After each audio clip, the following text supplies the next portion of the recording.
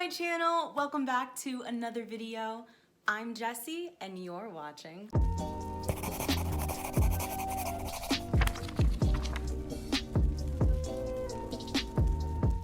Hello and welcome back to Bowties and Books. If you are new here, this is Messy Jessie.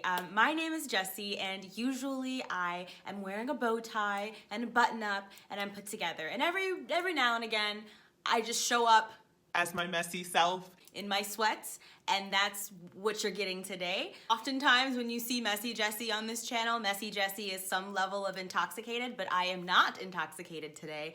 I am sober because we are going to be talking about my reading statistics for 2019 and also about the reading goals I have for 2020. Now, I made a video discussing the channel changes for Bowties and Books in 2020, so if you are interested in that, that's kind of the first part of this video. Definitely check that out because both of these videos are very much intertwined, and I will leave it linked down below. If you've been following my channel for a while, you definitely will want to stay tuned on the changes that I'm going to be making because I have definitely made and I'm going to make some big ones. So without further ado, let's talk about some numbers. In 2019, I completed a total of 100 books. Out of those 100 books, 10% of them were audiobooks and 35% of them were borrowed from my library. As far as the demographics of the authors, 54% of my reads were Black authors. 9% of my books were written by Asian authors and 4% were written by Latinx authors. 2% were by Afro-Latinx authors.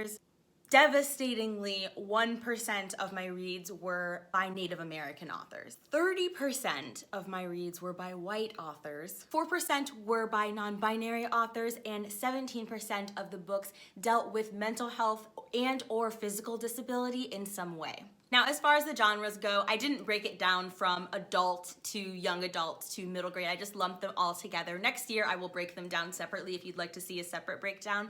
But most of my books were a mixture of adult and young adult anyhow. 5% of my reads fell into the spiritual realism category. 12% fell into the horror thriller category. 6% were historical fiction. 2% were literature. 6% were nonfiction, and 6% were science fiction. 2% were romance, and 2% were dystopian, and the last two categories, the biggest categories that I read, were contemporary, coming in at 25% of my reads, and fantasy coming in at 34% of my reads. If you've been following my channel for a while, I want you to pause this video and predict what percentage of the hyped booktube books that I read in 2019 that I actually enjoyed. Now, if you are new here, you know that I have a very bad relationship with hyped books on booktube. It was the result of a lot of ranting and waste my time videos and vlogs and just Twitter rants last year. So make a guess how many of those hyped YA books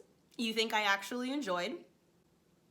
I hope you've made your guess because the answer is 72% of the hyped books on booktube that I read because y'all told me to, I disliked. Out of the hyped books that booktube made me read in 2019, I disliked 72% of them. Yeah. Let's talk about what these stats mean to me and how they're going to impact my channel moving forward. I first want to say that this is why I like making stats videos and tracking my reads in my reading journal, because I thought my reading was way more ethnically diverse than it actually is. The fact that I read primarily Black authors in 2019 makes me so happy. But my second biggest category is white authors. I read little to no Latinx or Asian authors, and I basically read 0 Native authors. That blows my freaking mind that 30% of my reads were white authors and the rest of people of color just were not anywhere near as visible as they should be. That's just not what I stand for here on my channel, and I had no idea that my reading was that white last year. And I cannot reiterate how important it is, if you care about this sort of thing, to kind of really look at what you're reading, because we can get in this mindset that we are more diverse and more inclusive than we actually are. I think a lot of us think that we are more inclusive than we actually are in so many different ways and areas of our life, and the only way to be honest about where we are at and the things that we're actually doing is to look at hard facts. And the hard facts are that I read almost majority white authors last year. and I'm not down for it. I've read primarily white authors my entire life, and now for the first time in my life, I have access to just frickin' hundreds and thousands of books by people of color, and those are the books that I really want to be centered on, because the last 20 years of my life have not been centered on those stories that have so much merit and are so deserving of love and attention. My first goal in 2020 for reading is to read more non-binary authors. Now, this is going to be a really easy reading goal for me because I have a non-binary book club. It's on Instagram. It's titled NB Book Club, and every single month we read a book by a non-binary author with a non-binary protagonist. This month we are reading the poetry collection Homie by non-binary author Danez Smith. We read absolutely all genres, fantasy, nonfiction. As long as it's a non-binary protagonist, we will totally read it. I know that I'm going to read at least 12% non-binary authors this year, and I'm really, really excited about that. I definitely want to read more Native and Latinx authors specifically. I have Native American books that are on my TBR. I've cataloged every single book on my TBR in a Google Docs document, and I'm going to be systematically going through it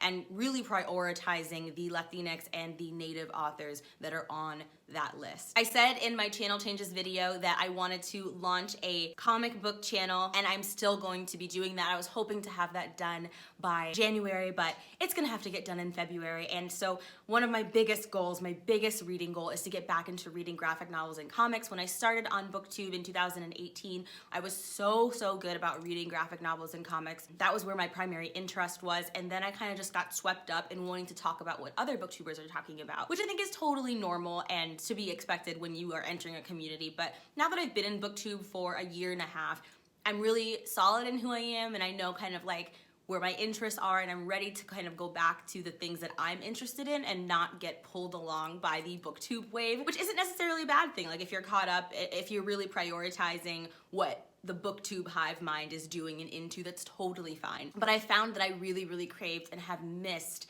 my comic book reads last year, and it felt like something was missing in my reading, so I'm really excited to be getting back to that. 10% of the books that I read last year were audiobooks, and out of that 10%, I enjoyed so many of them. I don't think that there was an audiobook that I didn't love and that didn't enhance my experience with the story, and I want to read more audiobooks this year. Now, if you follow my TBR videos, you will know that I have what's called Jesse's Deck of TBR. It is this custom card game that I have created, and every card has a different reading prompt or a challenge. For example, this one is the Lost in Space card, and it says, read a book set in space with a Black protagonist. And I pulled the audiobook challenge card for the month of February, which says that I have to read 4 audiobooks. So at the very least, I'm going to be reading 4 audiobooks this month. Throughout the year of 2020, I want to be reading more. Even if I get it only up to 15% from 10%, I will be very pleased with that number, especially because I really love Afrocentric works that are told in audiobook form, because spoken word is such a traditional part of African storytelling, and audiobooks really enhance my experience specifically with those books. But I want to listen to more audiobooks overall. The next goal that I have is to read more nonfiction and science fiction. I missed sci-fi so much, specifically adult science fiction. I didn't really enjoy my young adult science fiction books last year as much as I wanted to, although there were some really noteworthy ones like Slay. But books like Long Way to a Small Angry Planet absolutely held my heart, and I used to love adult sci-fi as a kid. I used to love it so freaking much. For somebody who is technologically inept, I was so into science and science fiction as a kid, and my top read of 2019 was a nonfiction book. Some of my favorite books of 2019, I think there were 3 or 4 nonfiction books on my favorites list, which blew my freaking mind, were nonfiction. It's just, nonfiction is being told in increasingly compelling and just knock your socks off way. It's not the way that it used to be when it was so dry and textbook and stoic. You really get pulled into the story, and my top read of 2019, like I said, was nonfiction, and it felt like a fictional book because it was so much a ride, and it was enjoyable, and it made me feel all the things that I feel when I'm in a fictional universe. If you haven't watched my 2019 top reads video, I beg you to watch it, because I talk about so many incredible books, and they're all more unique and different from the last. Now, I've got 2 more goals, and I talked about this in my 2020 channel changes video. This goal is to stop reading books for the hype. As you saw from my earlier statistics, 72% of the hyped books I did not enjoy, and it's not that if a book is hyped I won't read it. It's just that if a book is hyped, that cannot be the only reason to persuade me to read it, right? Just because a book is popular no longer means that I'm going to be interested in it. Before, I would be interested in a popular book just because I wanted to see what the fuss was about, just because I wanted to kind of be able to participate in booktube conversations, and I wanted to like what everybody else liked and do what everybody else was doing, because I really like having community. Fortunately, there's like a dark side of booktube where when you don't like everybody's favorite book, you get really heavily criticized and people get really angry with you, which is ironic because we talk so much on booktube about accepting everybody's differing opinions, but that doesn't really apply when you don't like someone else's favorite book.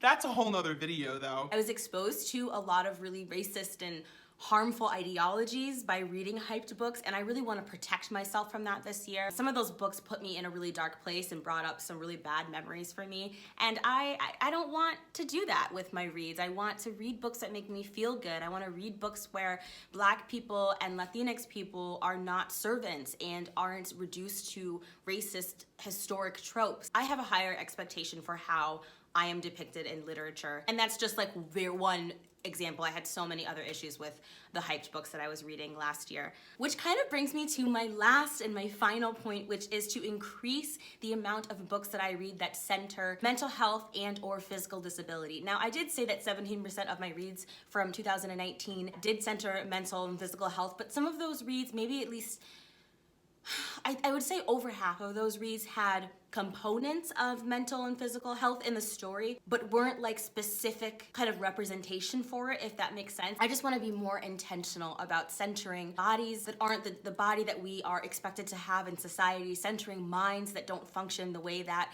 minds are expected to function. Reading for me is all about empathy. It's all about stepping outside of my comfort zone. It's about experiencing things I could never experience without a book. And it's also about using literature to explore different sides of myself, to contextualize my own history, and to make me feel connected. I'm going to be very, very selective about the books that I'm reading this year. You're going to see me reading less young adult fiction this year, although I'm still gonna read YA.